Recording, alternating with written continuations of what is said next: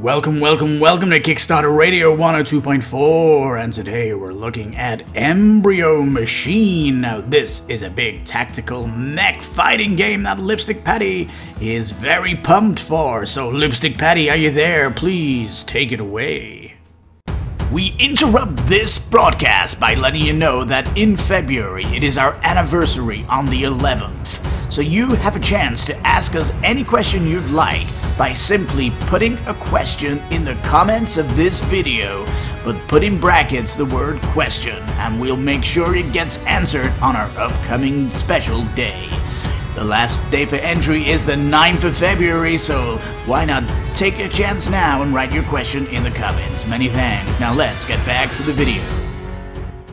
Alright peeps, here's an amazing Kickstarter called Embryo Machine. Oh my goodness, this title has been one of the hottest titles in Japan for the last few years. It is an absolutely incredible mech fighting game. Oh my god. It's competitive. Absolutely competitive as well in Japan, and it's coming with a fully localized version in English, and it's going above and beyond what the Japanese box has, and it's going to be pimped out on this Kickstarter, and we are so excited for where this is going. Oh my goodness me, there's so much in this, so let's rock and roll down the page and see why I am bubbling with excitement. Now, it's past its goal on day one, awesome sauce. A short-ish campaign of 15 days. I would have preferred a little bit longer, but hopefully they've got some nice plans in the works. Now, let's rock and roll down. Now, Lionwing Publishing, they are the localization company that has managed to get the rights to the game and localized it over. And they will be doing all of the production and the Kickstarter stuff and all that stuff. And they've done it for Kickstarters in the past. So, yes, it is a Japanese game, 100%. But it's been localized and it's going to get produced in different factories, etc, etc, and this is a dream product, peeps, for getting a truly 100% Japanese monster game on our tables. Oh my goodness me. You can still see a little bit of the Japanese on the box here, which is cool. Alright. Now it's 2 to 6 players. There's 9 mechs in the box. They all have their own decks, and there's an advanced deck if you're a seasoned pilot, it says. So, yes. It's obviously been balanced through the years if it's now considered competitive, so that's great coming off the box as we're getting a good title that's been, you know, it's been actually brewing nicely in Japan. So yeah, 239 cards. You can roll with your mech as it's supposed to be designed, or you get a selection of points and you can spend to customize your mech completely. Swap out the boots, swap out the cannon, swap out the missile, swap the armor out. You can go crazy in your mech design, which is cool. Now, as it's combat heavy and competitive, there's quite a lot of nuance to the fighting. As you can see here, you can flank shots, defense maneuvers, close quarter tactics, line of sight, and all sorts of nice, juicy gameplay moments which make it stand out from a simple game that you might see in the West. The boards are going to be double-sided as well, and the combat is card combat with card drafting, so lovely, and simultaneous action selection, so it definitely feels like we're both putting our cards down at the same time, and boom, let's see what happens. So yeah, very cool. Now the retail box, which has been available, you probably get it from Amazon Japan actually, the main box, but the retail will be an absolute nightmare. It will be an absolute nightmare, but you know, the publisher Lionwing have done their best, and they have been doing some phenomenal localizations if you check out their company, and they're going to be bringing their first retail game out this year too. So they have grown into a nice indie machine. Now the Kickstarter exclusive, the Ace box, this is going beyond what the retail one does now. It's kind of a gentle approach here. The tokens are going metal for, I don't know why they're going metal. It seems to be kind of, I don't know. I don't know if you get them in the hands, maybe they feel good, maybe they're the equivalent of coins. You get a soundtrack, which is interesting. I wonder if that's come from Japan or it's something that the American publisher has done themselves. The minis are going from standee into acrylic. I really like this. Unfortunately, we can't see anything on the page yet, but hopefully we'll get to see how big they are, especially if they're going acrylic and we're paying for that extra, right? It does cry out for an extra pledge though of miniatures, so I look forward to that because 9 miniatures would be phenomenal. And if I just want to go into a dream, if I'm dreaming, imagine these mechs in hips plastic where you could swap out the weapons and the armor. That's pure fantasy land, isn't it? Moving on. Yeah, so there's history with this game. It is technically a Japanese game that is for sale in Japan. The translations brought it over. There's a good story behind it, and I like the aspect of what it's trying to do. I love that the maps have got water on, and it's already got buildings on the grids here, as it's supposed to be like a defense. You know, you're deliberately trying to find some terrain on the world that you can duke it out on. So this has been like a preordained battlefield for you to fight on just for fun. There is these terrain parts that you can put on to divvy up, and we might see more terrain types going through the campaign, and might see a 3D terrain pack, who knows. I doubt we're going to see another mech, as they can only, I'm guessing if they localized it up, they can only really change terrain, the terrain, you know, pimping up what you see here. So we'll just have to see. Anyway, the decks cards are really cool. They're kind of utilitarian in their look, but that's kind of just to simplify it up. And the art is staying true to the original in Japan, which is kind of cool. So you are kind of getting a raw Japanese game here like that, just with localization. I love the fact you can get rid of the feet, make them thrusters so you can fly, wheels to fly around quickly. And you'll notice the text on these cards can be text heavy because of the gameplay changes that they're bringing in. And these look really cool, especially with the add-on cards. These are kind of your customization to your mech. We'll have a look at the mechs as we go down, but I don't want to go to, you know, I don't want to go to these standees. Come on, I hate standees. I'm a Kickstarter snob, if you don't know my channel by now. Token-wise, you can throw mines down on the field. Dummy mines, fairly cool. The rulebook's actually fascinating if you go through it because of the fact that it was designed at the beginning to be competitive. But yeah, tons of markers there, tokens. You got this interesting round marker. It looks funny, doesn't it? But very cool. We've got videos already telling you about the game. There's an unboxing as well, but I think they're unboxing the is it the Japanese one they've got? I'm not sure if it's the localized one, but you get to see a little bit here if we go into this person's video from TCG Scrubs. It's on the main page here. You'll see the big cards of the mechs that you'll be piloting. They're double-sided. You can see how detailed the board is here, better than you can on the page actually.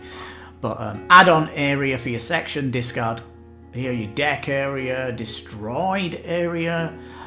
Each mech's come in with the unique board. They're all asymmetric. They come with their own special abilities. I mean, this guy's loaded. Look at this. 2 shotguns on the body. He's got 3 Gatling cannons on his arm, and he's got 3 missile launchers on his right arm. This guy's not messing about. And armor class heavy. This guy's like a massive tank war machine, and that's how exciting they all are. So, oh my goodness, I'd love to see like an update focus on these mechs, maybe tell a little bit of a story behind it, maybe, of who pilots them. All right. Now, you can try it out on Tabletop Simulator to see the competitive nature of it, or just check out the rulebook. But it certainly looks like one to study and one to really get to grips with and duke it out on the table. Now, stretch goals are kind of in this fog of war, as they say, but we know there's a solo mode coming, so that's cool to see. And yeah, let's hope we get 3D minis. Now, coming down here, though, interestingly, on the options, there is 3D printing files here for the 9 minis, which means it's not out of the realms of possibilities that we'll get 3D minis. But I fingers crossed that if they do it, that they get a US mini company to do it, and it's resin kits for them, and they're big, right? That's what I want to see. Big minis, resin kits from the studios. And yeah, you know, like if you look at Madara, they got their minis for the heroes on the Madara second campaign. They used an American company. Oh, what was they called? Spunkworks, I want to say. Editor, can you put can you put it up here, please? Yeah, there's the US company that specializes in resin kits, and it'd be great if we could get an update for that. Even if it was just an add-on, you might not need to pledge it, but just stick it as an add-on. That would be cool, because you would be getting above what the digital files for the mechs would be here. So resin kits are normally around $10 to $15 for one, so at 9 mechs you're looking at $100 for that. But if it's an add-on, I'm definitely jumping on that, because if it's a competitive mech game, can you imagine painting these up? Fantastic. Oh man, so excited. Canada, Mexico, same shipping group. Fantastic. Finally, the USMCA trade deal is getting recognized by a Kickstarter indie company. Why don't I'm sick of paying ridiculous prices for Mexico when we're in the same shipping area now. God damn it. Anyway, look, rest of the world, $35 for the rest of the world shipping. That is great. It's a fairly small-ish box, compact box. And yeah, if we get a mini pack, it's going to come in a separate box, guaranteed. But as is, 75 with a standee pack, I'm kind of happy on that pledge, to be frank. But I'll jump on a mini. You know, we're all going to jump on the mini, right? Do I know my audience? You tell me, because here, it's interesting. You can go for standees, you can go for acrylic standees. Or would you go for the mini? If there's a mini add-on, would you go for it? And would you pay the extra for resin kits? That's its own question. All right. And I'm sure Limewing Publisher, if you talk to Sublicush Publishing that did Madara, ask them how many fans ordered the resin kits, because you'll be surprised how popular it is for peeps to upgrade to resin. Anyway, look at these mechs. I'm flying past them here, yapping in my mouth about dreaming of resin kits. This guy, a melee mech with a giant mace and a rocket. Look at the looking cool. Another melee one here with a giant spear. Love it. Coming down, love the yellow guy. I'm going to make sure he's on the splash screen for the video. I love yellow. And he's pushing a nice sword. This guy's a bit more ranged, Garou. And here's the massive tank. He's almost like a boss, this guy. But pretty cool. This guy, heavy dual bladed set off, so he's looking super cool. Look at the size of this guy, absolutely massive. And I think what would be cool is if they are minis, you can put lots of detail in this, like of aged weapons and stuff. You can really make them look old, because they're supposed to be 50 years old, these mechs that they put back online. Yeah, the guy looks like he's got a mortar on the back. He looks very cool as well. And Zimmer here. Look at this dude. He just love this concept of this guy. He's like a little fat bug, isn't he? I really want to know more about these. Who's piloting them? There could be a nice little story going on in the updates. But who knows? Alright peeps, we're coming to the end of it. Kazaic is the company that's behind the game. Absolutely incredible. This is one of the hottest titles in Japan, and when Linewing looked at this game, they were desperate to get their hands on this game because, oh my god, it's fantastic peeps. Oh my god, this is a very exciting Kickstarter in February, and it's been a killer 2021. Oh dear me. So peeps, we've got a perfect game from Japan that's getting localized and willing to go beyond what the game is in Japan. And fingers crossed we get a mini set, and fingers crossed and we get the dream of, you know, because if you really love your 9 hero mechs here, then please, you simply give us that incredible resin kit add-on, and I'll be on top of that in a cinch. So on that bombshell, oh my god, this game's looking incredible. I love it.